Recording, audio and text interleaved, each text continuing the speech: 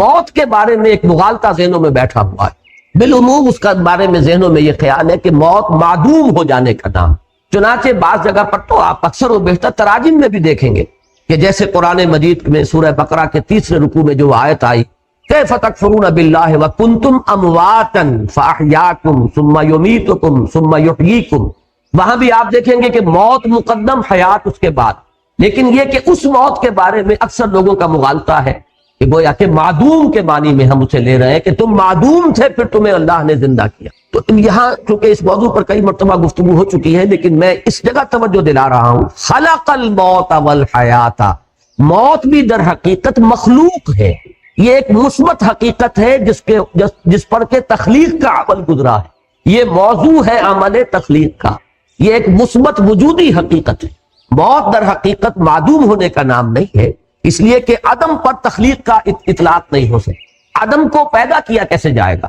عدم تو در حقیقت جو ہے وہ تخلیق کے بالکل منافی ہو جائے گی، ضد ہو جائے گی۔ لہذا جیسے زندگی ایک مثبت حقیقت ہے جس پر کہ لفظ تخلیق کا اطلاق ہو رہا ہے، ایسے ہی موت بھی ایک مثبت وجودی حقیقت ہے جس پر کہ عمل تخلیق کا اطلاق۔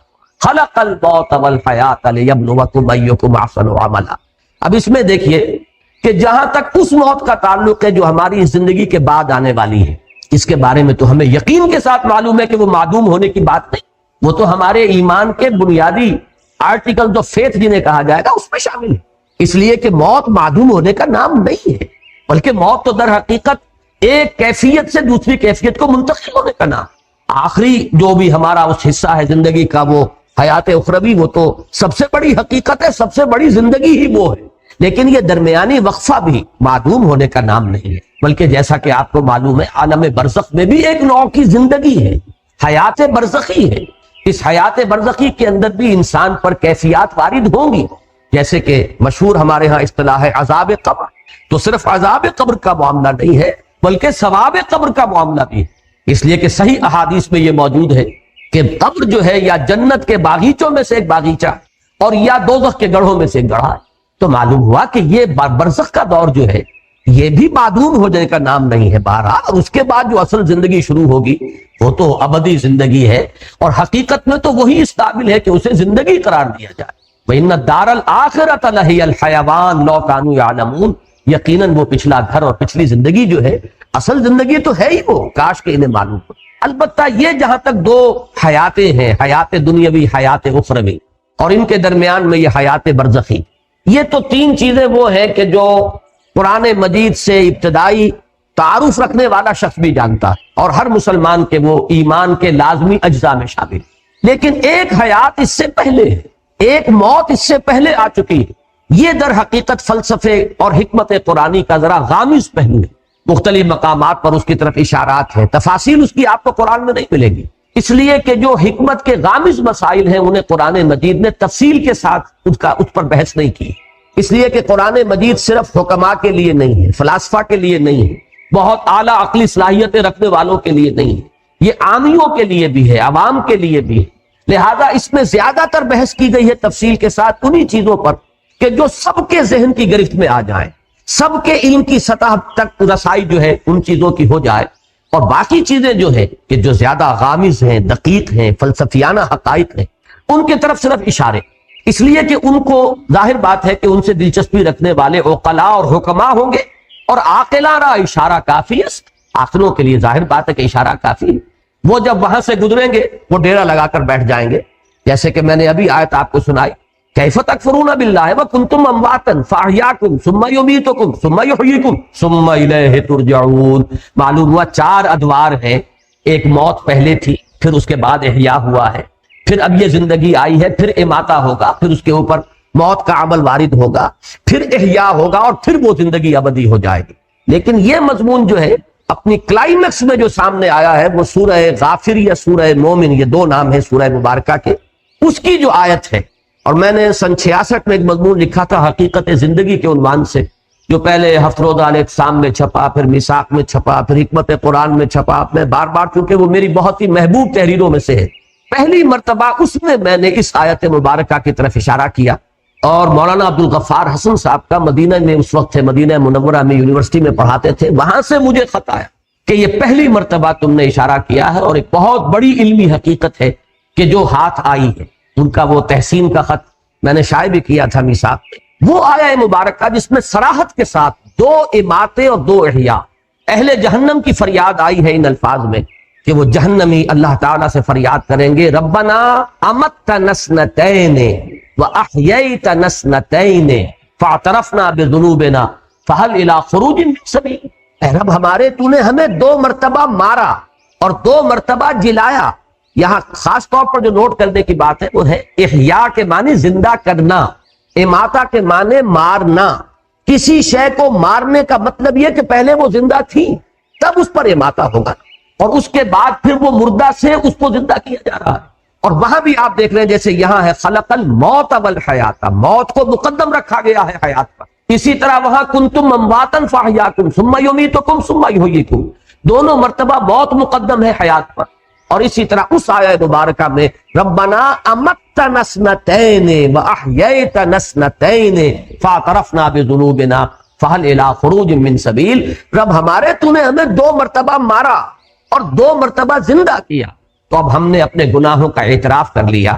یہ اس رکوع میں بھی وہ لفظ آیا ہے فاعترفوا بذنبہم، تو انہوں نے اعتراف کر لیا، وہ اعتراف کر لیں گے اپنے گناہ کا۔ وہاں بھی فرمایا گیا ہم نے اعتراف کر لیا اپنے گناہوں کا، فہل الی خروج من سبیل، اب یہاں سے نکلنے کے لیے بھی کوئی راستہ ہے، کوئی شکل ہے؟ یعنی اگر 4-5 ہم پر مراحل آ چکے ہیں تو پروردگار ایک مرحلہ اور، یعنی جب اس طریقے سے 2 مرتبہ اماتہ ہو چکا، 2 مرتبہ احیاء ہو چکا، تو پھر یہ کہ کوئی ایک اور شکل ہو جائے، کوئی اور مہلت مل جائے۔ گویا کہ دلیل کے طور پر فہل الی خروج من سبیل کی جو استدعا ہے اس کی دلیل کے طور پر یہ لایا گیا، تو نے 2 مرتبہ ہمیں مارا، 2 مرتبہ جلایا، تو اب ایک مرتبہ اور ہمیں موقع عنایت ہو جائے۔ اب میں نے ابھی ایک لفظ کہا تھا، شاید آپ چونکے ہوں، کہ در حقیقت یہ 4 نہیں 5 ادوار ہیں، اس لیے کہ پہلے اماتے سے پہلے ایک زندگی ہے، تبھی تو اماتہ ہوگا۔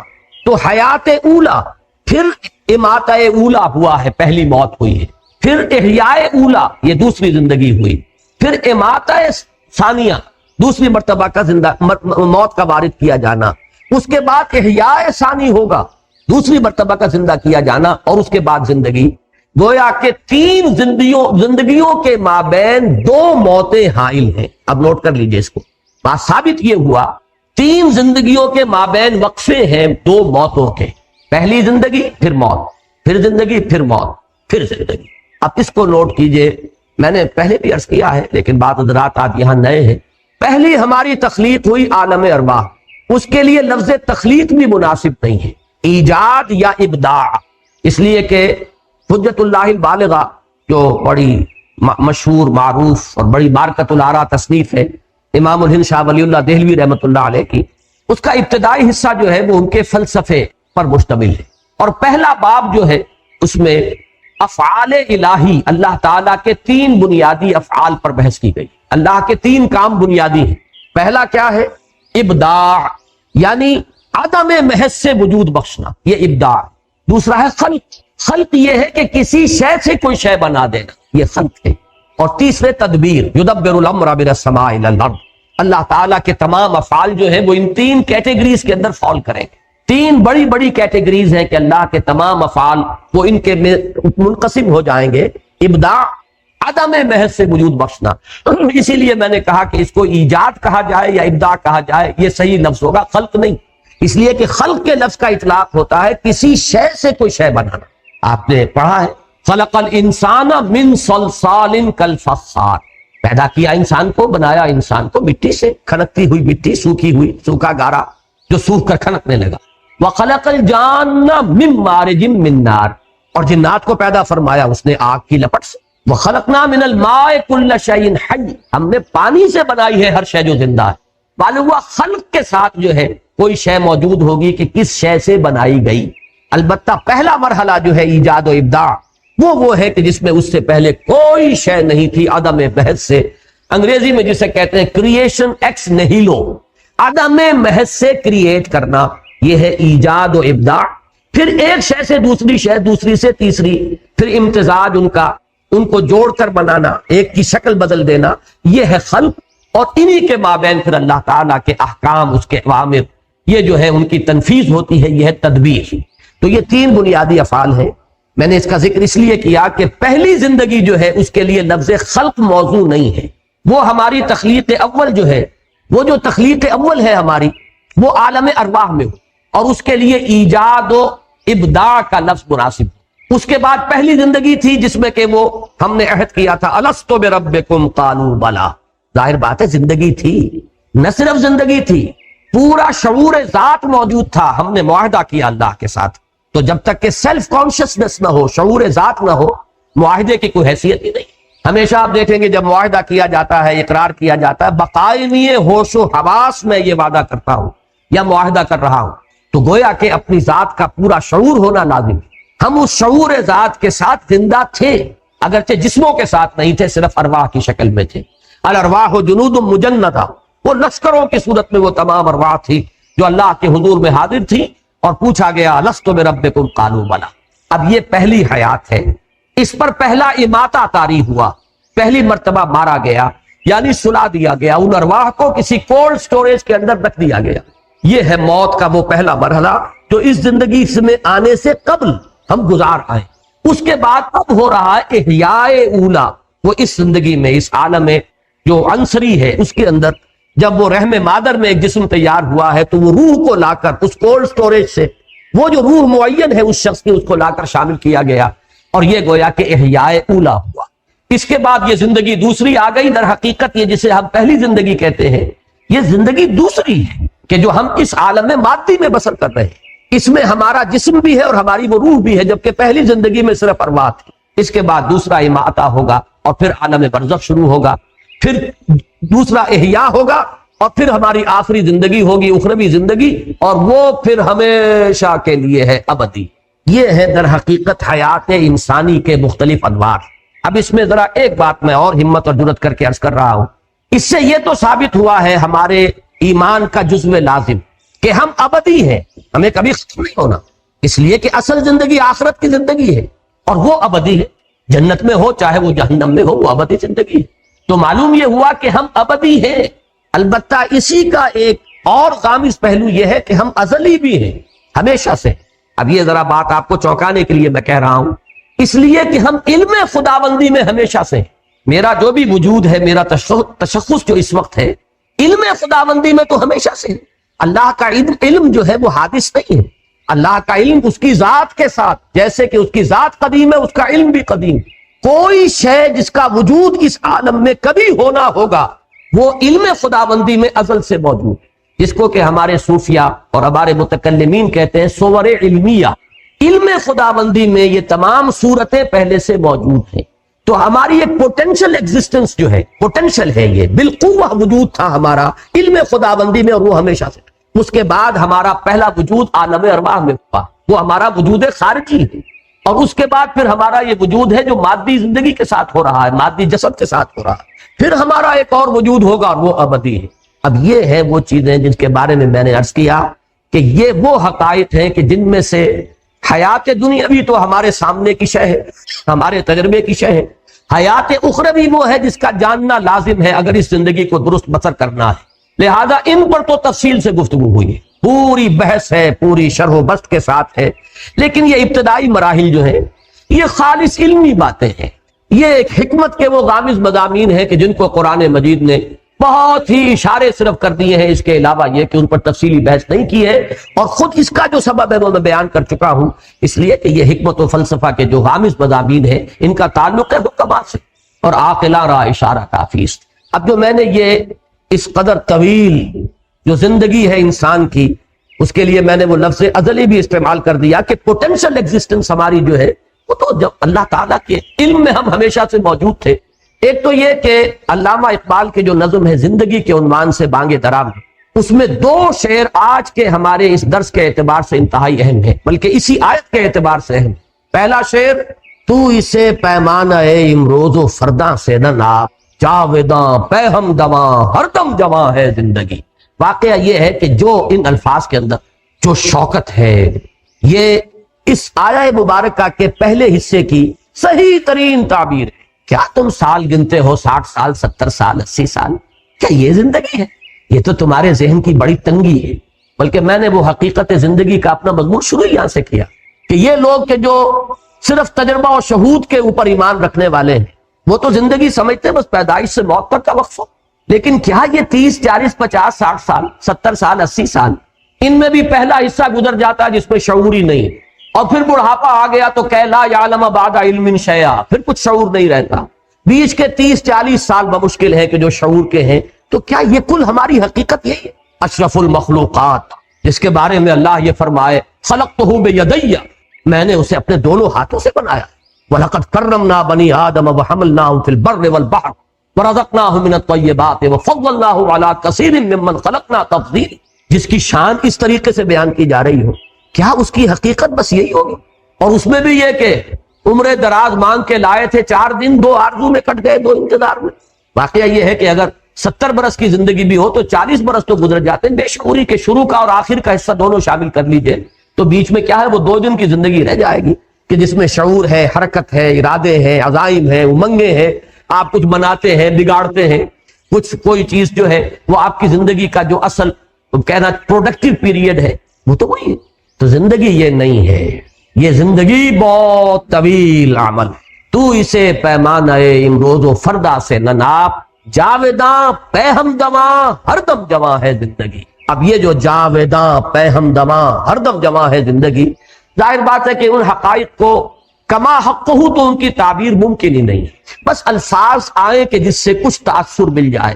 اور میں نے آج جو بات عرض کی ہے اسے پھر نوٹ کر لیجئے کہ اس میں ایک حصہ تو ہمارے ایمان کا جزو لازم ہے، یعنی ابدیت، ہمیشہ کا وجود ہے ہمارا، اسے ختم نہیں ہونا۔ وہ جنت میں ہے یا دوزخ میں ہے، اس لیے کہ ابدا خالدین فیہا ابدا جہنمیوں کے لیے بھی آیا، اور خالدین فیہا ابدا اہل جنت کے لیے تو بے شمار جگہ پر آیا۔ تو معلوم یہ ہوا کہ ہمارا وجود ابدی ہے۔ البتہ پہلا حصہ جو ہے اس کے بارے میں عام لوگ تو یہ سمجھتے ہیں کہ ہمارا وجود جو ہے وہ صرف پیدائش سے، یا 9 مہینے اور ایڈ کر لیجئے کہ جو رحم مادر کے ہیں، بس یہاں سے سمجھے گا۔ ایک مادہ پرست کی نگاہ اس سے آگے نہیں جائے گی۔ اس سے آگے چلیے تو قرآن مجید نے ایک حقیقت یہ منکشف کی کہ تم تو ایک اور زندگی پہلے بتا بھی آئے ہو، گزار آئے ہو، ایک زندگی ایک موت تم پر پہلے آ چکی ہے اس عالم مادی کے اندر آنے سے پہلے، اور وہ زندگی جو ہے وہ تھی جس میں کہ قول و قرار ہوا تھا الست بربکم قالوا بلا۔ اور تیسری بات میں نے عرض کی ہے، یہ بہت گہرے فلسفے کی بات ہے کہ در حقیقت اس سے بھی پہلے ہمارا ایک وجود، پوٹینشل وجود موجود تھا، علم خداوندی۔ اب اس کے لیے میں علامہ اقبال کا ایک شعر آپ کو سنا رہا ہوں، فارسی کا، فلسفہ اور حکمت کے اعتبار سے بہت اونچا شعر ہے۔ بضمیرت آرمیدم تو بے جوش خود نمائی، بکنار برفگندی در آبدار خود را۔ اللہ سے خطاب کر رہے ہیں کہ اللہ میں تو تیرے اندر، ضمیر کہتے ہیں کسی کی مخفی حقیقت، اندر کی شے، میں تیرے باطن میں بڑے آرام میں سو رہا تھا، یعنی میں تھا موجود، ایک صور علمیہ کے اعتبار سے میں تیرے علم میں تھا۔ اب تیرے علم میں تھا تو میں تھا، لیکن میں تیرے وجود مطلق میں میرا ایک وجود تھا، بالکل جیسے کہ ایک سی پی کے اندر، یہ ایک مثال آگے دی ہے تشبیہ، سی پی کے اندر موتی موجود ہوتا ہے لیکن سی پی ایک وقت تک بند رہتی ہے، موتی ظاہر نہیں ہوتا۔ بضمیرت آرمیدم تو بے جوش خود نمائی، پروردگار تو نے اپنے آپ کو ظاہر کرنے کے لیے تو نے یہ کائنات بنائی، مجھے بھی بنائی۔ یہ جو اگرچہ قرآن مجید میں کوئی نص قطعی کے طور پر یہ مضمون میرے علم کی حد تک نہیں ہے، اور اس حدیث پر بھی محدثین کا تو ظاہر بات ہے کہ اس پر گفتگو ہے اور جرا ہے، لیکن یہ کہ اکثر ہمارے ہاں کے حکماء اور فلسفہ اسے تسلیم کرتے ہیں کہ اللہ تعالیٰ نے یہ کائنات کیوں پیدا کی۔ کنت کنزا مخفیا فاحببت ان اعرف فخلقت الخلق، میں ایک چھپے ہوئے خزانے کے مانند تھا، میرے اندر قوت کا لاوا تھا جو کھول رہا تھا، میرے اندر خلاقی تھی، لیکن یہ کہ اسے پہچاننے والا کوئی نہیں تھا، لہذا میں نے خلق کو پیدا کیا، اس سے میری وہ قوت خلاقی اور میری وہ قوت جو ہے وہ ظاہر ہوئی۔ الباری الخالق المصور، یہ جو اس کی صلاحیتیں تھی، یہ جو پوٹینشیلٹیز تھی، یہ چھپی ہوئی تھی، مخفی تھی، تخلیق سے وہ ظاہر ہوئی، اور پھر اس تخلیق کے بعد ایک ایسی مخلوق پیدا کی گئی جس میں یہ شعور تھا کہ وہ اس کا پورا احساس اور ادراک کر سکے اور معرفت حاصل کر سکے۔ تو معلوم یہ ہوا کہ اللہ تعالیٰ نے اپنے آپ کو ظاہر کرنے کے لیے اور اپنے آپ کو پہچانوانے کے لیے کائنات تخلیق کی، اپنے آپ کو ظاہر کرنے کے لیے کائنات تخلیق فرمائی، اور اپنے آپ کو پہچانوانے کے لیے انسان کو پیدا کہ یہ معرفت کی اس کے اندر صلاحیت تھی کہ اللہ کو پہچانے. تو بضمیرت آرمیدم تو بجوش خود نمائی، اپنے آپ کو ظاہر کرنے کے جوش میں تو نے اس کائنات کو بنایا اور مجھے بھی پیدا کیا. اور اپنے بارے میں کہہ رہے ہیں بکنارہ برفگندی در آب دار خدرا، جیسے سیپی کے اندر وہ موتی موجود تھا لیکن پتہ نہیں کسی کو نظر نہیں آ رہا، کون اس کی خوبصورتی کو دیکھے، کون اس کے حسن کا جو ہے اس کو اپریشیٹ کرے. تو اس نے اپنا منہ کھولا اور موتی کو باہر پھینکا تاکہ اس موتی کا حسن ظاہر ہو. تو نے بھی مجھے اپنے اندر سے نکال کر باہر ڈالا ہے. بضمیرت آرمیدم تو بجوش خود نمائی بکنارہ برفگندی در آبدار خدرا، میں تو تیرے اندر کا ایک موتی ہوں. یہ تیرے اندر کا موتی ہے جس کو میں کہہ رہا ہوں. متکلمین نے اس کے لیے اصطلاح وضع کی ہے صور علمیہ. کائنات میں جو شے بھی خارج میں پیدا ہوئی ہے پہلے وہ اللہ تعالیٰ کے علم میں موجود تھی، اور وہ اللہ کے علم میں اس کا وجود جو ہے وہ اس کا پوٹینشل ایگزسٹنس ہے. کس اعتبار سے میں نے آج عرض کیا ہے بات کو، اس لیے کہ اب پتہ نہیں کتنے زندگی کا کتنا حصہ بقایا ہے. میں اس حصے کے درس کے دوران چاہتا ہوں کہ وہ چیزیں کہ جن پر میں نے تاحال جان بوجھ کر گفتگو نہیں کی ہے، میں چاہتا ہوں کہ اب ان کے بارے میں جس چیز کے بارے میں میری ایک رائے بنی ہے اور جو بھی میں نے مختلف جو گوشے ہیں ان سے حاصل کیا ہے وہ میں آپ کے سامنے رکھوں.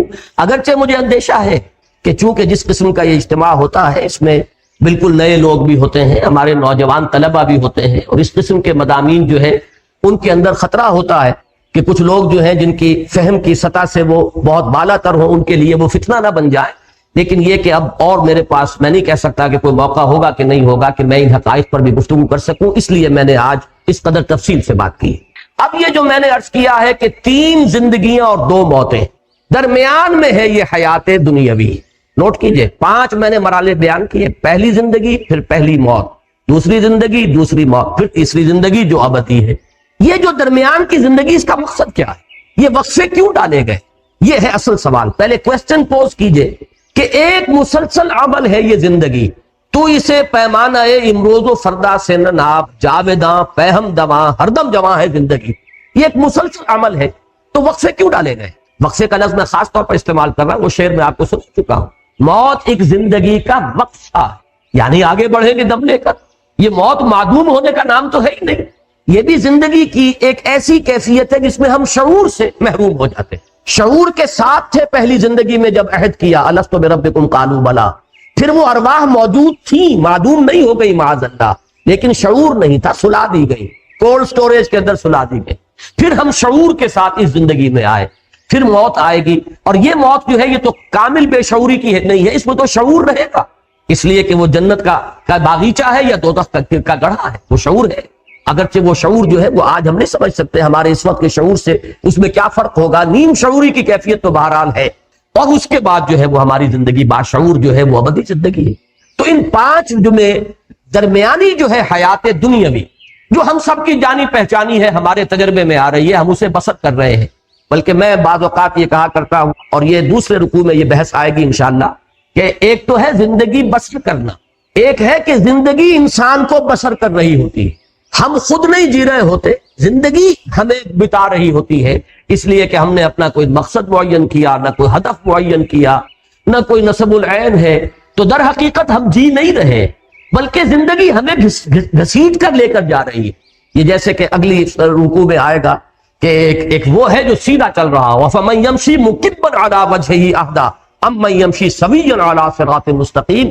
اوندے منہ گھسٹ رہے ہیں کچھ لوگ، صرف اپنے پیٹ کے بل گھسٹ رہے ہیں، پیٹ کھانے کو مانگتا ہے، ڈال دیا تو وہ زندگی کی گاڑی چلی جا رہی ہے، وہ خود جی نہیں رہے. یہ زندگی برائے زندگی ہے، جبکہ زندگی در حقیقت کسی مقصد کے لیے ہونی چاہیے.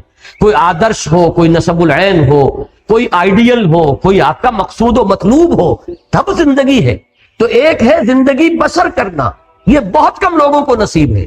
حقیقت میں زندگی بسر کرتی ہے اکثر و بیشتر لوگوں کو، وہ زندگی نہیں گزارتے، زندگی انہیں گزارتی. بہرحال یہ زندگی جو ہم گزار رہے ہیں، یا وہ زندگی جو ہمیں اس وقت گزار رہی ہے، بسر کر رہی ہے، اس کی غایت کیا ہے؟ یہ ہے جو دوسرا ٹکڑا اس آیہ مبارکہ کا، لِيَبْلُوَكُمْ أَيُّكُمْ أَحْسَنُ عَمَلًا. انتہائی اہم ہے کہ یہ در حقیقت ایک امتحانی وقفہ ہے. اس میں ٹیسٹنگ پیریڈ اس کو شمار کیجئے، امتحان. جیسے ایک 3 گھنٹے کا امتحان ہوتا ہے، میں بعض اوقات یہ کہا کرتا ہوں 3 گھنٹے کا امتحان، چونکہ ہر ایک شخص اس سے واقف ہے، یہ ایک 30 سال کا امتحان ہے، فرق کچھ نہیں ہے، یہ تو کوانٹیٹیٹو معاملہ ہے، کوالیٹیٹو کوئی فرق نہیں ہے۔ 3 گھنٹے کا امتحان، 30 سال کا امتحان۔ 30 سال میں اس لیے کہہ رہا ہوں کہ چاہے عمر کتنی بھی ہو، میں عرض کر چکا ہوں کہ پروڈکٹیو پیریڈ جو ہے انسان کی زندگی کا، جس میں وہ کچھ بناتا ہے یا بگاڑتا ہے، وہ در حقیقت وہ 30 سال کے لگ بھگ بنتے ہیں، 30 نہیں 40 سال ہو جائیں گے، اللہ خیر سب۔ تو یہ اس کا امتحان ہے۔ یہ بہت اہم بات ہے قرآن مجید کے فکر اور فلسفے کو سمجھنے کے لیے۔ پوری زندگی انسان کی اس امتحان ہی سے عبارت ہے۔ میں نے ایک مضمون لکھا تھا حج کی حقیقت پر، اور حضرت ابراہیم علیہ السلام کی شخصیت کے حوالے سے میں نے امتحانی مراحل گنوائے۔ پہلا امتحان انسان کا اس کے شعور کا ہوتا ہے کہ آیا وہ اپنے پروردگار کو پہچانتا ہے یا نہیں، اسی عالم محسوسات میں گم ہو کر رہ جاتا ہے، یا یہ کہ اس سے اوپر ابھرتا ہے اور وہ کھول آنکھ زمین دیکھ، فلک دیکھ، فضا دیکھ، مشرق سے ابھرتے ہوئے سورج کو ذرا دیکھ۔ ان آیات الہیہ کے ذریعے سے اگر وہ معرفت حاصل کرتا ہے اللہ کی تو پہلے امتحان میں پاس ہو گیا، اور اگر وہ اسی میں گم ہو کر رہ گیا، صرف حیوانوں کا سا دیکھنا دیکھتا رہا اور حیوانوں کا سا سننا سنتا رہا، تو گویا کہ وہ ناکام ہوا۔ وہ تو ضل ضلالا بعیدا، جس نے خدا کو پہچانا ہی نہیں وہ تو پہلے ہی امتحان میں فیل۔ اب جس نے پہچان لیا، اب اس کے بعد استقامت کا امتحان آئے گا، ان الذین قالوا ربنا اللہ ثم استقاموا۔ اب عمل کا امتحان شروع ہوگا۔ اللہ کا حکم ہے اس کو مانو، اللہ نے روکا ہے رکو۔ پھر اللہ تو اب تمہارے لیے ایک سے ایک چیلنج نیا لائے گا۔ پرائمری کا امتحان پاس کر لو گے تو مڈل ہے، پھر میٹرک ہے، پھر آگے چلے گا۔ حضرت ابراہیم علیہ السلام کا پہلا امتحان، باپ نے گھر سے نکالا، وَاہْجُرْنِی مَلِيًّا قَالَ سَلَامٌ عَلَيْكَ، وہ اللہ تعالیٰ کی توحید پر قائم ہے۔ پہلا امتحان جو ہے عمل کا پاس کیا ہے کہ وہ باپ نے گھر سے نکال دیا۔ اس کے بعد اس سے بڑا امتحان، اب وہ نمرود کے دربار میں پیشی ہو رہی ہے، لیکن ان کا صبر، ثبات، استقامت، ان کا عزم، ان کا حوصلہ قائم ہے، اور آنکھوں میں آنکھیں ڈال کر بات کی ہے، جو مجادلہ سورہ بقرہ میں آیا ہے کہ تم اگر خدائی کے مدعی ہو تو اللہ تعالیٰ سورج کو مشرق سے نکالتا، مغرب سے نکال کے دکھاؤ۔ فَبُہِتَ الَّذِي كَفَرَ، تیسرا امتحان، ڈال دو اس کو آگ میں، اس کو جلا دو، بہت بڑا الاؤ بنا دیا گیا اور کھڑا کر دیا گیا، اب بھی آخری موقع ہے، بعد آ جاؤ، رجوع کر لو۔ یہ امتحان، کامیاب ہوئے، بے خطر کود پڑا آتش نمرود میں عشق، عقل ہے محو تماشائے لبے بام۔ چوتھا امتحان، انی مہاجر الی ربی سیہدین، گھر بار وطن کو چھوڑ کر بالکل سمجھیے ان ولڈرنس نکل گئے ہیں، اس لیے کہ اس وقت کی دنیا کا تصور کیجئے، آج سے 4-4.5 ہزار سال قبل کی دنیا، کہاں معلوم تھا کہ کہاں جا رہے ہیں، کیا حالات ہوں گے، کہاں پر ہمیں کوئی ہوٹل بنے ہوئے ملیں گے یا سرائیں ملیں گی، لیکن نکل گئے۔ پھر پوری زندگی مہاجرت میں ہے، آج یہاں ہے کل وہاں ہے۔ اور آخری امتحان جس پر کہ میں نے الفاظ لکھے ہیں کہ اس سے بڑی کامیابی اور کوئی نہیں ہو سکتی کہ ممتحن پکار اٹھے کہ وہ امتحان واقعتاً بڑا کڑا تھا۔ وہ جو فرمایا گیا ہے کہ اب اپنے بیٹے کو 100 برس کا بوڑھا جس نے دعائیں مانگ مانگ کر بیٹا لیا تھا، اور اب وہ بیٹا 13 برس کا ہوا ہے، فلما بلغ معہ السعی، جبکہ وہ بھاگ دوڑ کے قابل ہوا ہے، جبکہ بازو بن گیا ہے بوڑھے باپ کا۔ اور اچھے الفاظ وہاں پر میرے قلم سے اس وقت نکل گئے کہ وہ بوڑھا باپ دیکھ دیکھ کر جی رہا ہوگا، بیٹے کو جوان ہوتا دیکھ رہا ہے، میرے مشن کا علم بردار، میرے کام کو آگے لے کر چلنے والا، میرے دست و بازو بننے والا اللہ نے مجھے عطا فرمایا ہے، ولی عطا فرمایا ہے، ساتھی عطا فرمایا ہے۔ آخری امتحان جو ہے، ممتحن کے ترکش امتحان میں ایک تیر باقی تھا، اور وہ سب سے زیادہ کاری تیر، جب اس میں کامیاب ہوئے ہیں، فلما اسلما وتلہ للجبین ونادیناہ ان یا ابراہیم قد صدقت الرؤیا انا کذالک نجزی المحسنین، اور اس میں فرمایا ان ھذا لہو البلاء المبین، کوئی شک نہیں کہ یہ بہت بڑا امتحان تھا ابراہیم، تم نے سب پاس کر۔ یہ حضرت ابراہیم کی شخصیت اس اعتبار سے کہ پوری زندگی مسلسل امتحان کی زندگی، یہی وجہ ہے کہ سورہ بقرہ میں ایک آیت میں اس کو سمو لیا، وَإِذِ ابْتَلَىٰ إِبْرَاهِيمَ رَبُّهُ بِكَلِمَاتٍ فَأَتَمَّهُنَّ قَالَ إِنِّي جَاعِلُكَ لِلنَّاسِ إِمَامًا۔ یاد کرو جب کہ اللہ نے امتحان لیا، ابتلا کیا، آزمایا ابراہیم کو بڑے بڑے امتحانات میں، کلمات، اس لیے کہ یہ تفخیم کے لیے ہے، تنکیر نکرہ کا لفظ، بڑے بڑے امتحانات میں سے گزارا، اور جب وہ تمام میں پورا اترا تب کہا انی جاعلک للناس اماما، اب میں تمہیں پوری نوع انسانی کا امام بنا رہا۔ اس مقام پر فائز ہونے کے لیے وہ تمام ٹیسٹ جو ہے وہ پاس کرنے پڑے حضرت ابراہیم کو علیہ السلام۔ تو در حقیقت پوری زندگی امتحان، یہی امتحان ہے کہ جو اب آپ پر دنیا کی جو کیفیات عدلتی بدلتی رہتی ہیں، کبھی فراخی ہے، کبھی تنگی ہے، کبھی صحت ہے، کبھی بیماری ہے، کبھی مفلسی ہے، کبھی تمنگری ہے، کبھی حالت خوف ہے، کبھی حالت امن ہے، کبھی اللہ نے چھپر پھاڑ کر کچھ دے دیا ہے، اور کبھی اچانک جو کچھ تھا چھین لیا ہے۔ یہ سب کیا ہے؟ امتحان ہے۔ چنانچہ سورۃ الفجر کے اندر جو مضمون آیا ہے کہ فَأَمَّا الْإِنسَانُ إِذَا مَا ابْتَلَاهُ رَبُّهُ فَأَكْرَمَهُ وَنَعَمَهُ فَيَقُولُ رَبِّي أَكْرَمَنِ وَأَمَّا إِذَا مَا ابْتَلَاهُ فَقَدَرَ عَلَيْهِ رِزْقَهُ فَيَقُولُ رَبِّي أَهَانَنِ كَلَّا۔ انسان کا بڑا مغالطہ ہے، بڑے دھوکے میں آ جاتا ہے جب اس کا رب اسے آزماتا ہے، آزمانے کے لیے اسے دولت دیتا ہے، نعمتیں دیتا ہے، وہ سمجھتا ہے میرے رب نے مجھے عزت دے دی۔ عزت نہیں ہے، امتحان ہے خدا کے بندے۔ اسی طریقے سے جب وہ امتحان لیتا ہے دوسری شکل میں، وَإِذَا مَا ابْتَلَاهُ فَقَدَرَ عَلَيْهِ رِزْقَهُ، اس پر اس کے رزق کو تنگ کر دیتا ہے، ناپ تول کر دینے لگتا ہے حساب کتاب سے، تو کہتا ہے ربی اہانن، میرے رب نے تو مجھے ذلیل کر دیا۔ نہیں، یہ ذلت نہیں، وہ عزت نہیں، یہ ذلت نہیں۔ عزت اور ذلت کا فیصلہ تو قیامت کے دن ہوگا۔ ذالک یوم التغابن، جس کو اس دن جس کا اعزاز ہو گیا وہ ہے عزت والا، اور جو اس روز ذلیل ہو گیا اور عذاب مہین کے اندر مبتلا کر دیا گیا وہ ذلیل ہو گیا۔ باقی اس دنیا کی زندگی میں یہ کیفیت بھی امتحان کی ہے، وہ کیفیت بھی امتحان کی۔ تو اس پورے کے اوپر، زندگی کے اوپر اس کو پھیلائیے کہ در حقیقت یہ حیات دنیاوی جس کو ہم اپنی غلط فہمی میں زندگی کہہ بیٹھتے ہیں، یہ زندگی نہیں ہے، یہ 3 زندگیوں میں سے ایک زندگی ہے، بلکہ 5 زندگیوں میں سے ایک زندگی ہے، اس لیے کہ موت بھی ایک طرح کی زندگی ہے، بے شعوری کی زندگی ہے در حقیقت موت، معدوم ہونے کا نام تو ہے ہی نہیں۔ تو 5 وقفے ہیں جن میں یہ درمیانی وقفہ ہے جو ہم یہاں بسر کر رہے ہیں، اور اس کی حیثیت ایک امتحانی وقفے کی ہے۔ تو میں نے جو دوسرا شعر کہا تھا علامہ اقبال کی اس نظم میں، وہ اس نظم کا آخری شعر ہے، قلزم ہستی سے تو ابھرا ہے مانند حباب، اس زیاں خانے میں تیرا امتحان ہے زندگی۔ یہ امتحان کا ایک پیریڈ ہے۔ اور بڑا پیارا ایک شعر کہا ہے، تو عرصۂ محشر میں ہے پیش کر غافل عمل کوئی اگر دفتر میں ہے، کہ تم سمجھتے ہو کہ وہ حشر جو پھر بعد میں ہوگا وہ تو در حقیقت حشر کا ظہور ہے۔ اصل میں عرصۂ محشر میں ہم اس وقت ہیں۔ عرصہ ہے، یہ عرصہ نہیں ہے، لفظ عرصہ کہتے ہیں میدان کو، عرصۂ محشر میں ہے۔ یہ پہلا مصرع پورا کیا ہے؟ یہ گھڑی محشر کی ہے تو عرصۂ محشر میں ہے، پیش کر غافل عمل کوئی اگر دفتر میں ہے۔ یہ زندگی ہے اصل محشر۔ وہ محشر جو ہوگا وہ در حقیقت اس کے نتائج کے اعلان کے لیے ہوگا۔ اصل میں تو اگر کوئی عمل کا تمہارے دفتر میں ہے تو نکالو، برابر ہر چیز اندر سینہ داری، سرود نالے آہے فغانے، جو تمہارے اندر ہے اسے باہر نکال کر پیش کرو، اس لیے کہ در حقیقت یہ حشر یہاں ہو رہا ہے۔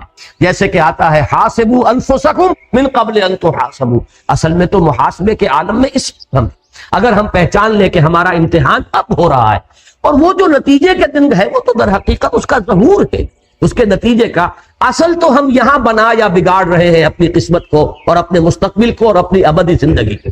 تبارک الذی بیدہ الملک وہو علی کل شیء قدیر الذی خلق الموت والحیاۃ لیبلوکم ایکم احسن عملا، تاکہ تمہیں آزمائے۔ اب یہ نوٹ کیجئے، یہ جو لفظ ہے یہ بلا یبلو، یہ ثلاثی مجرد میں بھی آیا ہے، لیبلوکم ثلاثی مجرد ہے، یہی پر ابلا یبلی بھی آتا ہے، لیبلیکم منہ بلاء حسنا، ابلا باب افعال سے بھی آتا، پھر باب افتعال سے کثرت آیا ہے، نبتلی ہے، یبتلیکم، ان اللہ مبتلیکم بنہر، تو یہ جو لفظ آتا ہے باب افتعال سے، تینوں کا مفہوم ایک ہی ہے۔ بہت سے الفاظ جو ہے وہ مختلف ابواب میں آنے کے بعد مفہوم کچھ بدلتے ہیں، لیکن بلا یبلو، ابلا یبلی، ابتلا یبتلی، ان تینوں کا مفہوم ایک ہی ہے۔ لیبلوکم ایکم احسن عملا، تاکہ تمہیں جانچے، پرکھے، آزمائے کہ کون ہے تم میں سب سے اچھے عمل کرنے والا۔ اب اس کے حوالے سے میرا ذہن منتقل ہوا ہے فوری طور پر، جو ڈارون کا نظریہ ہے اس کے ضمن میں 2 اصطلاحات آپ نے سنی ہوگی، اسٹرگل فار ایگزسٹنس، کہ یہاں دنیا میں اپنے وجود کو برقرار رکھنے کے لیے ایک اسٹرگل ہے، ایک مقابلہ ہے، ایک مسابقت ہے، ایک دوسرے کے ساتھ ہم زور آزمائی کر رہے ہیں اپنے آپ کو برقرار رکھنے کے۔ آپ کے پاس رزق کی مقدار محدود ہے، اب چھینا جھپٹی ہو رہی ہے، میں چاہتا ہوں میں آپ سے چھین لوں، آپ چاہتے ہیں میں مجھ سے چھین لیں، یہ ہے وہ اسٹرگل فار ایگزسٹنس۔ اور نمبر 2 اصطلاح ہے سروائیول آف دی فٹسٹ، اس میں جو جتنا فٹ ہوگا وہ جیت جائے گا، وہ باقی رہے گا، اور جو کمزور ہے، انفٹ ہے، وہ معدوم ہو جائے گا، اس کا وجود نہیں رہے گا۔ جیسے کہ اقبال نے کہا ہے، جرم ضعیفی کی سزا مرگ مفاجات، یہ جو بھی کمزور ہوگا، انفٹ ہوگا، معدوم ہو جائے گا۔ یہ ڈارون کے فلسفے میں یہ سپیشیز جو ختم ہو گئیں، بڑے بڑے حیوانات ہوتے تھے، ڈائنوسارز وغیرہ، اب ان کا کہیں وجود نہیں ہے۔ کیوں ختم ہو گئے؟ کہ وہ اپنے آپ کو ماحول کے ساتھ سازگار نہیں کر سکے۔ جنہوں نے اپنے آپ کو ماحول کے ساتھ سازگار اور موافق بنا لیا وہ باقی رہے، جو فیل ہو گئے وہ ختم۔ تو میں نے یہ اصطلاحات صرف رکھی ہے، صرف فلسفہ پڑھانا جو ہے ڈارون کا یا اس کی نفی یا اس کا اس بات پیش نظر نہیں ہے۔ قرآن مجید نے لفظ استعمال کیا ایکم احسن عملا، یہ سروائیول آف دی فٹسٹ نہیں ہے، بلکہ جو تم میں سے چناؤ ہے، فٹسٹ کو اللہ چننا چاہ رہا ہے۔ اللہ تعالیٰ نے یہ تمام امتحان کی چھلنی لگائی ہے کہ تم میں سے جو بہترین عمل کرنے والے ہوں انہیں وہ چنے گا۔ ایکم احسن عملا، تم میں سے کون ہے بہترین عمل کرنے والے۔ اب اس کی بھی بہت دور تک جو ہے بات جاتی ہے۔ علامہ اقبال نے ایک خیال ظاہر کیا ہے، اگرچہ مجھے اس خیال سے اتفاق نہیں ہے، لیکن فلسفے کا ایک نقطہ ہے۔ وہ یہ کہتے ہیں کہ ریزریکشن جو ہے یہ در حقیقت ارن کی جانے والی شے ہے، یہ ایسے ہی نہیں مل جائے گی۔ اگر آپ نے اس زندگی کے اندر اعمال صالحہ کے ذریعے سے اپنی خودی کو مضبوط کر لیا تو یہ خودی جو ہے اس پر موت کا کوئی اثر وارد نہیں ہو سکے گا، یہ سروائیو کرے گی۔ لیکن اگر عمل صالح کے ذریعے سے آپ نے خودی کو مستحکم نہیں کیا ہے تو معدوم ہو جائے گی۔ اس لیے کہ پھر آپ کی حیثیت جو حیوانات کی ہے، جس طریقے سے کہ حیوانات کے لیے ریزریکشن نہیں ہے، اسی طریقے سے انسانوں کے لیے بھی نہیں ہے۔ یا یہ کہ حیوانات کے بارے میں حدیث ہے کہ ان کو بھی دوبارہ زندہ کیا جائے گا، اور جو ایک دوسرے پر انہوں نے زیادتیاں کی ہوں گی، کسی نے کسی کو سینگ مارا تھا، کسی نے کسی اور کو لات رسید کی تھی، اس کا بدلہ دلوا کر پھر معدوم کر دیا جائے گا، یہ ایک حدیث ہے۔ اور ابھی میرے پاس ایک کتاب حال ہی میں آئی ہے، ناصر الدین البانی جو اس دور کے سب سے بڑے محدث ہیں، 4 بڑی والیوم میں انہوں نے الاحادیث الصحیحہ جمع کی، یعنی صرف صحیح ہے نہیں، دوسری کتابوں میں بھی جو حدیثیں کے صحت کے معیار پر پوری اترتی ہیں ان کو انہوں نے سب کو جمع کر دیا۔ اس میں اس حدیث کو بھی انہوں نے لیا کہ حیوانات کی بھی بعث بعد الموت ہے، ان کے ایک دوسرے پر زیادتیوں کا ایک دوسرے کو بدلہ قصاص دلوا کر پھر معدوم کر دیا جائے۔ یہ بات جو ہے مولانا مناظر حسن گیلانی نے بھی الدین القیم میں بڑی تفصیل سے اس پر گفتگو کی ہے، اس کے آخری حصے میں۔ تو علامہ کا فلسفہ یہ ہے کہ ریزریکشن جو ہے یہ ایسے ہی نہیں مل جائے گی، it has to be earned, اسے تو کمانا پڑے گا آپ کو۔ اس کے لیے عمل صالح کے ذریعے سے اپنی خودی کو مضبوط کیجئے کہ پھر وہ موت کے صدمے کو برداشت کر جائے اور اس کے بعد جو ہے اس کی بقا ہو۔ بہرحال وہ میں نے جیسا کہ عرض کیا، میں اس کی تائید نہیں کر رہا، صرف ایک نقطہ جو ہے علمی علامہ کے فکر کا میں نے صرف اسے آپ کے سامنے رکھا ہے۔ تو ایکم احسن عملا، کون ہے تم میں سے بہترین عمل کرنے والے، اس کا ایک منطقی نتیجہ نکلتا ہے، اور وہ قرآن مجید کے بہت سے مقامات پر پھر اس کو واضح کیا گیا ہے، کھول کر بیان کیا گیا ہے کہ وہ جو سروائیول آف دی فٹسٹ اور اسٹرگل فار ایگزسٹنس ہے، قرآن یہ چاہتا ہے کہ آپ اسٹرگل کریں، ایک دوسرے سے مسابقت کریں خیر میں، نیکی میں۔ وَلِكُلٍّ وِجْهَةٌ هُوَ مُوَلِّيهَا فَاسْتَبِقُوا الْخَيْرَاتِ، ہر ایک نے اپنا کوئی نہ کوئی ہدف معین کیا ہوا ہے جدھر اس نے اپنا رخ کیا ہے، تو تم بھی اے مسلمانوں رخ کرو اور استباق کرو۔ استباق کہتے ہیں بھاگنا، دوڑنا ایک دوسرے سے مقابلے کے لیے اور ایک دوسرے سے آگے نکلنے کے لیے، استباق۔ وہ جو حضرت یوسف کو ان کے بھائی لے گئے تھے اور آ کر پھر جب انہوں نے والد اپنے حضرت یعقوب علیہ السلام کی خدمت میں جو اپنی معذرت پیش کی ہے، یا ابانا انا ذهبنا نستبق وترکنا یوسف عند متاعنا، تو ہم نے دوڑ کا مقابلہ کیا تھا ایک دوسرے سے آگے نکلنے کے لیے، اور اپنے کپڑوں کے پاس، سامان کے پاس یوسف کو ہم چھوڑ گئے تھے، فاکلہ الذئب، تو اسے ایک بھیڑیا کھا گیا۔ تو استباق کے معنی ہے دوڑ لگا کر ایک دوسرے سے آگے نکلنا۔ فاستبقوا الخیرات، اے لوگو، اے مسلمانوں، تم نیکیوں میں ایک دوسرے سے آگے نکلو۔ یہی لفظ سورہ حدید میں آیا ہے، وہاں پر باب مفاعلہ سے مسابقت سے آیا، سابقوا الی مغفرۃ من ربکم وجنۃ عرضھا کعرض السماء والارض۔ معلوم ہوا کہ سٹرگل جو کی تو برقرار ہے، مسابقت اسینشلی موجود ہے، ایک دوسرے سے آگے بڑھنے کا جذبہ جو ہے یہ غلط نہیں ہے، پسندیدہ ہے، صرف یہ کہ اس کے رخ کو بدل لو۔ تم دنیا میں ایک دوسرے سے آگے نکلنا چاہ رہے ہو، تم دولت میں، جائیداد میں، دنیاوی شہرت میں، دنیاوی وجاہت میں، اس میں ایک دوسرے کو جو ہے شکست دینے کے درپے ہو، ایک دوسرے سے آگے نکلنے کی فکر کرے ہو، تمہارا مقام اس سے بہت بلند ہے۔ تم نیکیوں میں ایک دوسرے سے آگے نکلو، بھلائیوں میں ایک دوسرے سے آگے نکلو، خدمت خلق میں ایک دوسرے کو مات دینے کی کوشش کرو، ایک دوسرے سے آگے نکلنے کی کوشش کرو۔ تو معلوم یہ ہوا کہ اسی میں ایکم احسن عملا، اس میں ایک مسابقت اور ایک استباق، ایک دوسرے سے آگے بڑھنے، اسٹرگل کرنے، ایک دوسرے سے آگے نکلنے کی کوشش جو ہے اس کی طرف بھی اشارہ موجود ہے، کہ جو پھر مدنی صورتوں میں جیسا کہ میں نے 2 مثالیں آپ کو دے دی، سورہ بقرہ میں فرمایا وَلِكُلٍّ وِجْهَةٌ هُوَ مُوَلِّيهَا فَاسْتَبِقُوا الْخَيْرَاتِ، اور وہاں سورہ حدید میں فرمایا سابقوا الی مغفرۃ من ربکم وجنۃ عرضها کعرض السماء والارض۔ تو مسابقت کا جذبہ اپنی جگہ درست ہے، یہ فطرت انسانی میں ودیت شدہ ہے، البتہ اس پہ صحیح رخ پر ڈالنے کی بات ہے کہ اس کو نیکیوں اور بھلائیوں، خیرات اور حسنات اور خدمت خلق کے رخ پر ڈالو، اور اس میں ایک دوسرے سے پڑھنے کی کوشش کرو۔ وَهُوَ الْعَزِيزُ الْغَفُورُ، اور وہ العزیز ہے زبردست، اور غفور ہے بخشنے والا۔ اس کا تعلق اسی امتحان کے ساتھ ہے، امتحان کا نتیجہ دینے پر قادر، یہ نہیں ہے کہ وہ کسی کو سزا دینا چاہے اور دے نہ پائے، کسی کے لیے عذاب کا فیصلہ کرے اور کوئی اسے روک لینے والا ہو، کوئی اس کا ہاتھ پکڑ لینے والا ہو، کوئی اس کے فیصلے کے آڑے آ جانے والا ہو۔ العزیز، العزیز وہ ہستی ہے جس کا اختیار مطلق ہے، نو لمیٹیشن، اس کے اختیارات میں کوئی تحدید نہیں ہے، جو چاہے کر گزرے، فعال لما یرید، یہ ہے العزیز۔ لیکن اس کے ساتھ الغفور بھی ہے، وہ بخشنے والا بھی ہے، خطاؤں سے درگزر کرنے والا بھی ہے۔ غفر کا اصل مفہوم ہے ڈھانپ لینا، اس لیے مغفر کہتے ہیں خود کو جو سر کو ڈھانپ لیتا ہے۔ تو در حقیقت اللہ تعالیٰ جس کو ہم کہتے ہیں پردہ پوشی بھی کرنے والا ہے، بخشنے والا، پردہ پوشی فرمانے والا۔ تو اس میں گویا کہ العزیز میں ایک پہلو ہے تخویف کا، خوف، دہشت پیدا کرنے والا، اور غفور میں تشویق کا، امید پیدا کرنے والا۔ اور جیسا کہ آپ کو معلوم ہے کہ در حقیقت انسان کا صحیح موقف ایک درمیانی کیفیت ہے، بین الخوف والرجاء، ایک طرف خوف کی کیفیت بھی برقرار رہے اور دوسری طرف اللہ کی مغفرت اور اس کی رحمت کی امید بھی قائم رہے۔ ان دونوں کے بین انسان کا موقف رہنا چاہیے۔ اگر ایک طرف ہو گیا، چاہے ادھر چاہے ادھر، اس میں ہلاکت ہے اور بربادی۔ خوف کا انتہائی غلبہ ہو جائے گا تو انسان کی ہمت جواب دے جائے گی، ذرا سی غلطی ہوئی اور مایوس ہو کر بیٹھ جائے، پھر اس کے اندر اصلاح کے لیے جو ہمت درکار ہے، عزیمت درکار ہے، وہ باقی نہیں رہے گی۔ اور رجا کا بہت زیادہ غلبہ ہو گیا تو بے پرواہی آ جائے گی، استغنا ہو جائے گا، پھر اس کے اللہ تعالیٰ کے احکام کی فکر نہیں رہے گی۔ تو ان دونوں کے مابین بین الخوف والرجا رہنا چاہیے۔ اور العزیز الغفور، یہ اللہ تعالیٰ کے 2 نام، وہو العزیز الغفور، یہ اسی کے لیے کہ ایک میں تخفیف کا پہلو ہے، دہشت ہے، خوف ہے، اور دوسری میں امید ہے، رجا ہے، اس کی رحمت اور مغفرت کا امیدوار ہونا۔ الذی خلق 7 سماوات طباقا، وہ کہ جس نے بنائے 7 آسمان تہ بر تہ ایک دوسرے کے اوپر۔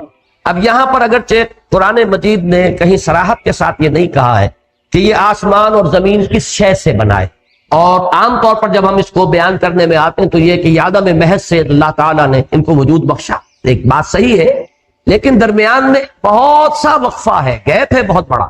اللہ تعالیٰ کا ایک امر کن ہے، اس امر کن نے کیا شکل اختیار کی ہے۔ اب یہ اصل میں وہ موضوعات ہیں جن سے آج کل جو فزکس کی جو سمجھیے کہ سب سے اونچی شاخ ہے، theory of the creation of universe, کائنات پیدا ہوئی کیسے، کن مراحل سے گزری ہے۔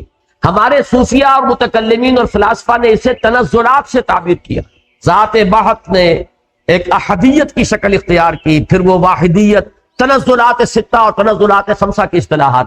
لیکن یہ کہ آج کے دور میں وہ پہلے ایک صورت نور کی شکل میں تھا، اللہ کے کلمہ کن نے ایک صورت اختیار کی ہے نور کی، اس نور سے ملائکہ پیدا کیے گئے اور اسی نور سے ارواح انسانیہ پیدا کی گئی۔ نہ زمین تھا نہ آسمان تھا، ابھی کچھ نہیں سوائے نور خداوندی۔ اس کے بعد اسی میں پھر اس خلق نور کے اندر بڑے بڑے دھماکے ہوئے، ایکسپلوژنز ہوئے، اور وہ جو مخفی اس کی انرجی تھی وہ ظاہر ہوئی ہے، اس نے کروں کی شکل اختیار کی ہے، بہت بڑے بڑے کرے، آتشی کرے، جیسے کہ ہمارا یہ سورج ہے، اور نہ معلوم کتنے اربوں کروڑوں، بلکہ کروڑوں کیا کہہ رہا ہوں، اربوں سورج ہیں جو اس کائنات کے اندر موجود ہیں۔ ان سب کا در حقیقت یہ نار کا مرحلہ ہے، اس نار سے جنات کی تخلیق ہوئی ہے۔ اور اس کے بعد آپ نے پڑھا سورہ فصلت میں یا سورہ حامیم اور سجدہ میں غالباً لفظ آیا ہے وَهِيَ دُخَانٌ، یہ آسمان جو ہے ایک دخان کی شکل میں تھا، اور پھر کہیں اس کی جو شکلیں متعین ہوئی ہے، اور پھر یہ 7 آسمان بنے ہیں۔ تو یہ یوں سمجھیے کہ اللہ تعالیٰ کی اس تخلیق میں کتنا وقت گزرا ہے۔ یہ بات بھی میں اس وقت عرض کرنے سے رہ گئی، اب بیان کر دوں کہ ابداع اور تکوین اور ایجاد میں کوئی وقت نہیں لگتا، انما امرہ اذا اراد شیئا انما یقول کن فیکون، اس کا امر تو صرف یہ ہوتا ہے کہ وہ کہتا ہے کہ ہو جائے اور ہو جائے. No time element whatsoever, وقت کا کوئی ایلیمنٹ ہے ہی نہیں. ٹائم کی ڈائمینشن ایڈ ہوئی ہے عالم خلق میں. اور تخلیق کا جب لفظ آئے گا خلق السماوات والارض فی ستۃ ایام، اب یہ وقت کا تصور آ گیا. اور 6 دن، اور ظاہر بات ہے کہ وہ ہمارے 24 گھنٹوں والے 6 دن نہیں ہے، وہ 6 دن 50,000 برس کا ایک دن ہے کہ لاکھوں برس کا ایک دن ہے. اور جدید جو ہماری اصطلاح ہے ملینمز، وہ ان کو 6 دن قرار دیا گیا ہو، 6 ملینمز ہو. یہ اس میں کہیں جا کر یہ تخلیق کا عمل جو ہے آسمان اور زمین کا یہ پورا ہوا ہے. تو ایک لفظ میں سے ہم گزر جاتے ہیں، لیکن یہ ہمیں اندازہ نہیں ہوتا کہ اس ایک لفظ کے اندر کتنی قیامت مضمر ہے، کتنا وقت لگا ہے. خلق السماوات والارض فی ستۃ ایام ثم استوى علی العرش یعلم ما یلج فی الارض وما یخرج منها وما ينزل من السماء وما یعرج فیها. یہ سورہ حدید کی آغاز کی آیت سنا رہا. خلق الذی خلق 7 سماوات طباقا، یہ میں بار بار عرض کر چکا ہوں، 7 آسمانوں کا تہ بر تہ ہونا، اس پر تو ہمارا ایمان ہے، اس لیے کہ نصوص ہیں، بالکل واضح الفاظ ہیں، ان میں کوئی تعویل کی گنجائش نہیں ہے. لیکن ان کی حقیقت کو سمجھنے سے تاحال ہم قاصر. ہمارا جو بھی علم ہے اور یہ ایسٹرونومی کا علم جہاں تک پہنچا ہے، علم فلکیات، بہت کچھ اس کے اندر ہماری رسائی ہونے کے باوجود ابھی وہ محض ابتدا، کچھ پتہ نہیں اس کائنات کے بارے میں. اور اس میں یہ 7 کوئی محکم طبقات ہیں، پھر تہ بر تہ ہونے کی ان کی کیا کیفیت ہے.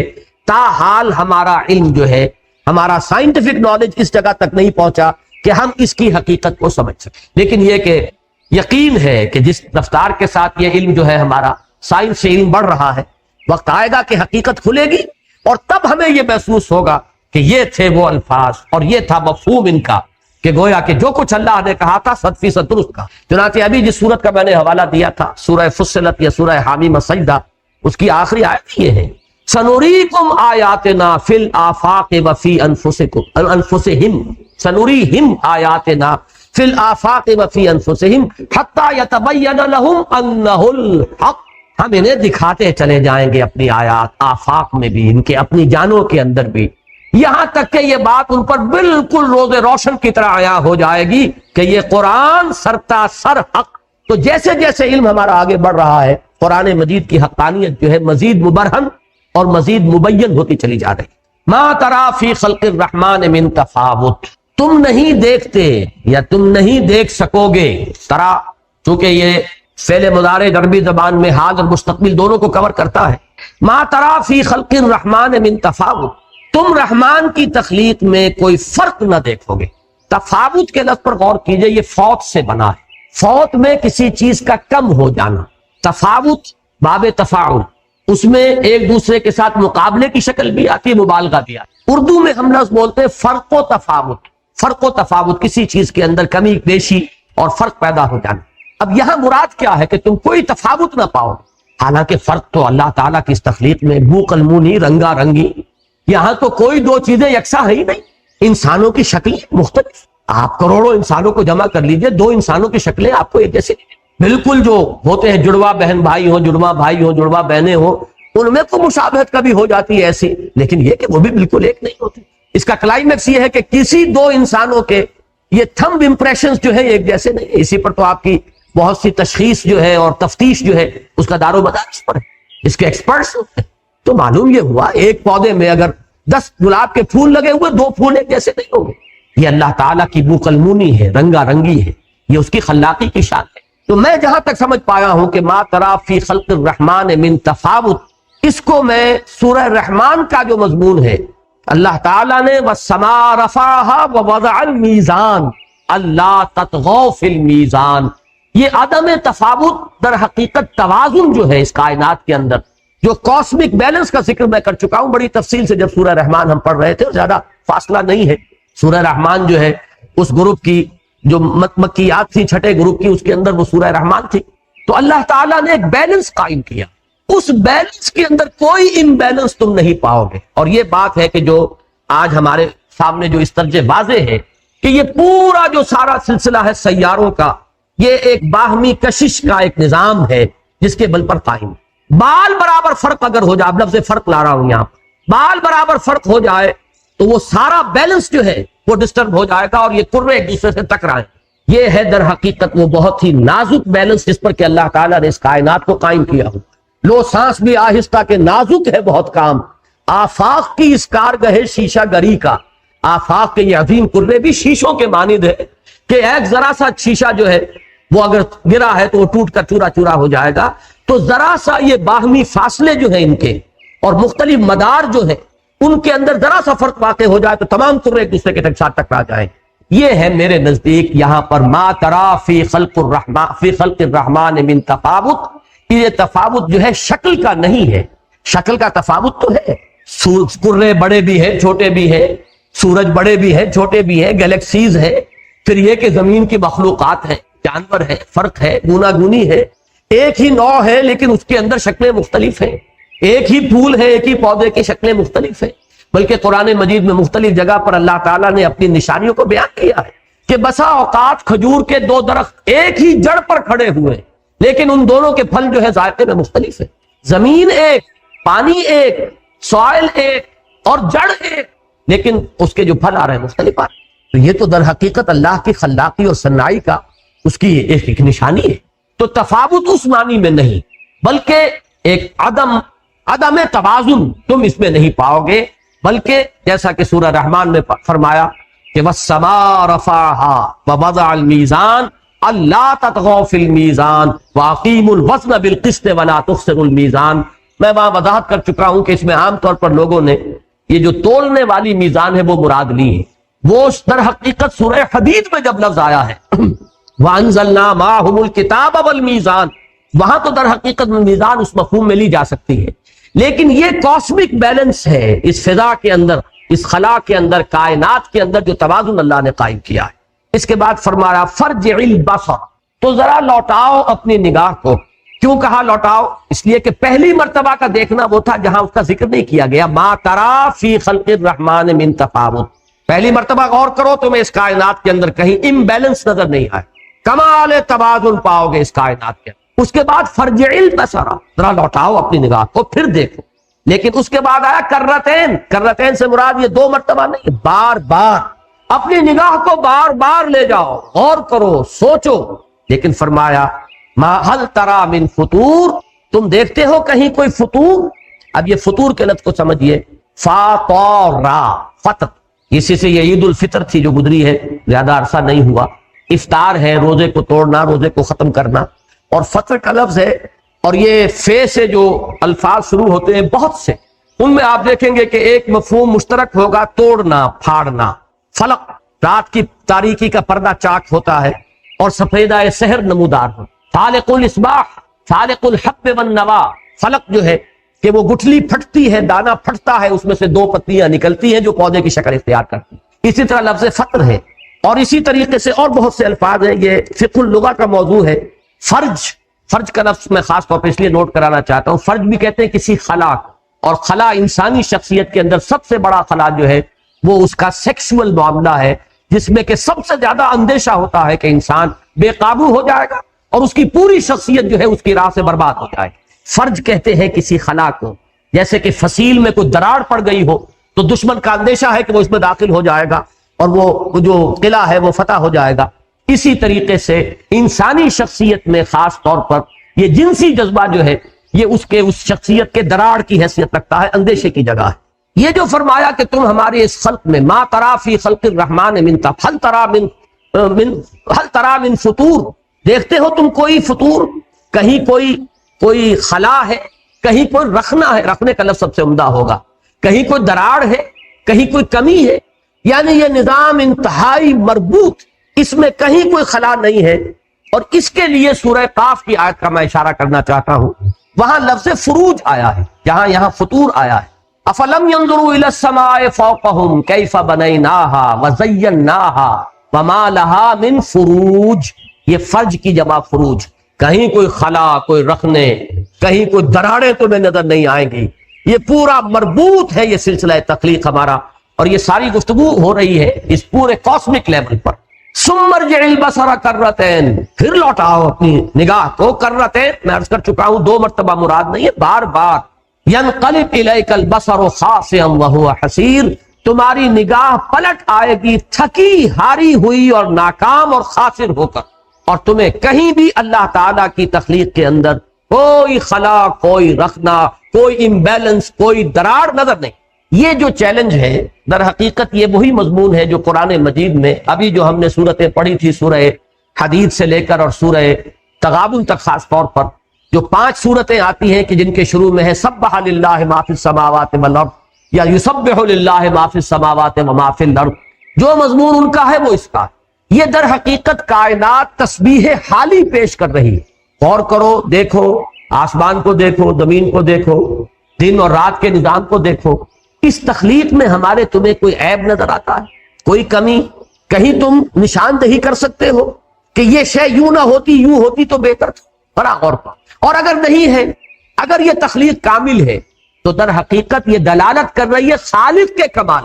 یہ تخلیق دلالت کر رہی ہے، یہ گویا کہ زبان حال سے پکار پکار کر کہہ رہی ہے، میرا صانع، میرا خالق، میرا فاطر، میرا باری، یہ جو میں الفاظ استعمال کر رہا ہوں، الخالق، الباری، المصور، میرا صانع، میرا مصور، میرا خالق، میرا باری، یہ ہر نقص سے، ہر عیب سے، ہر ضعف سے، ہر کمی سے، ہر احتیاج سے منزہ ہے، اعلیٰ ہے، عرفہ۔ اس کی قدرت میں کوئی کمی نہیں، اس کے علم میں کوئی کمی نہیں، اس کی حکمت میں کوئی کمی نہیں۔ یہ ہے وہ تسبیح حالی جو کائنات کا ذرہ ذرہ کر رہا ہے۔ ویسے کائنات کی تسبیح کے اندر وہ دوسرا پہلو بھی موجود ہے جو میں بیان کر چکا ہوں ان صورتوں کی تفسیر کے ضمن میں، وہ تسبیح قولی بھی ہے جسے ہم نہیں جانتے، وَلَٰكِن لَا تَفْقَهُونَ تَسْبِيحَهُمْ، لیکن یہ تسبیح حالی ہے جس کا کہ یہاں ذکر کیا گیا چیلنج کے انداز میں، اسلوب بدل گیا کہ گویا کہ یوں کہہ دیا جائے کہ کائنات کا ذرہ ذرہ ثبوت دے رہا ہے اپنے خالق کے کمال کا، اس کے کمال قدرت، کمال علم اور کمال حکمت کا۔ یا یوں کہہ دیا جائے، چیلنج کر دیا جائے کہ دیکھو ہماری کائنات کو، کہیں تمہیں اس میں عیب نظر آئے، کہیں کوئی دراڑ، کہیں کوئی خلا، کہیں کوئی نقص، کسی بھی اعتبار سے اگر تم نہیں نشاندہی کر سکتے تو اس کے معنی کیا ہے؟ کہ مانو کہ جو اس کا خالق ہے وہ ہر عیب سے، ہر ضعف سے، ہر نقص سے پاک ہے، اعلیٰ ہے، عرفہ ہے، منزہ۔ هل ترى من فطور ثم ارجع البصر كرتين ينقلب اليك البصر خاسئا وهو حسير وَلَقَدْ زَيَّنَّا السَّمَاءَ الدُّنْيَا بِمَصَابِيحَ۔ بس اسی آیت پر آج کا درس ہم ختم کریں گے۔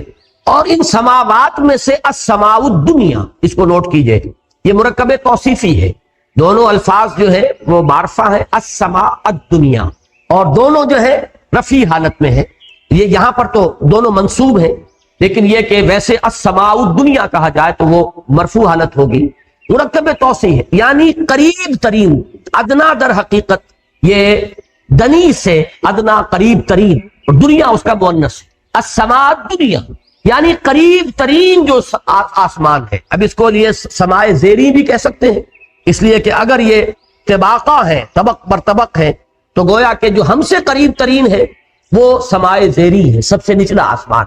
اسے آپ پہلا آسمان کہہ لیں، سب سے نچلا آسمان کہہ لیں، لیکن لفظی ترجمہ ہوگا قریب ترین آسمان، وہ آسمان کے جو تمہاری اس زمین سے، تمہارے اس عالم سے قریب ترین ہے، اس کو ہم نے مزین کر دیا ہے چراغوں سے۔ اب اس کی بھی حقیقت ایک تو یوں سمجھ لیجئے کہ جو بھی انسان کو نظر آتا ہے، آج سے 1400 برس پہلے کا انسان جو قرآن سن رہا تھا، پڑھ رہا تھا، اس کا ابھی یہ جو علم ہے ایسٹرونومی کا اور کاسمولوجی کا بہت محدود نہ ہونے کے برابر۔ انسان کو محسوس یہی ہوتا تھا کہ ایک چادر تنی ہوئی ایک چھت ہے، سقف محفوظہ، ایک چھت ہے کہ جو بڑی مضبوط ہے، بڑی مستحکم ہے، محفوظ ہے، اور اس میں جیسے قمقمے لگے ہوتے ہیں ویسے یہ قمقمے ہیں کہ جو یہ دمک رہے ہیں، چمک رہے ہیں۔ یہ ہے کیفیت کے جو انسان کے مشاہدے کی۔ ایک تو یہ ہو سکتا ہے کہ اس مشاہدے ہی کو تعبیر کیا گیا ہو، وَلَقَدْ زَيَّنَّا السَّمَاءَ الدُّنْيَا بِمَصَابِيحَ۔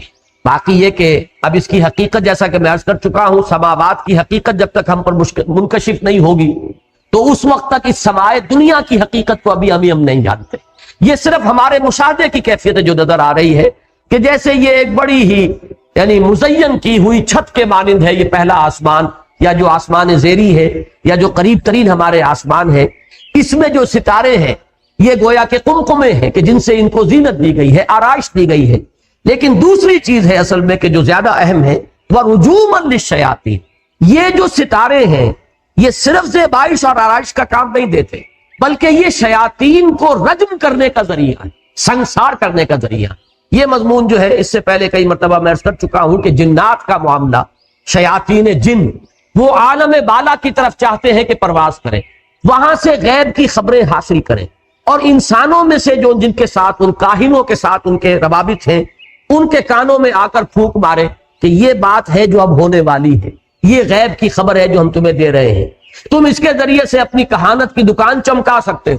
یہ دھندا دنیا میں ہمیشہ سے ہوتا چلا آ رہا ہے، اور آج بھی یہ جو تصوف کا ایک بہت ہی جامع لفظ ہے اور بہت وسیع مفہوم اس کے اندر شامل ہے، ارادہ ہے اللہ تعالیٰ توفیق دے، جلدی لکھنا چاہتا ہوں ایک مضمون، بہت اوور ڈیو بھی ہو چکا ہے، اس لیے کہ تصوف کی بحث ذرا چھڑ گئی تھی ہمارے حکمت قرآن میں، اور بہت سے خطوط آئے اس پر، اور میں نے وعدہ بھی کیا ہوا ہے کہ میں اس پر اپنے خیالات جو ہے تفصیل سے لکھوں گا۔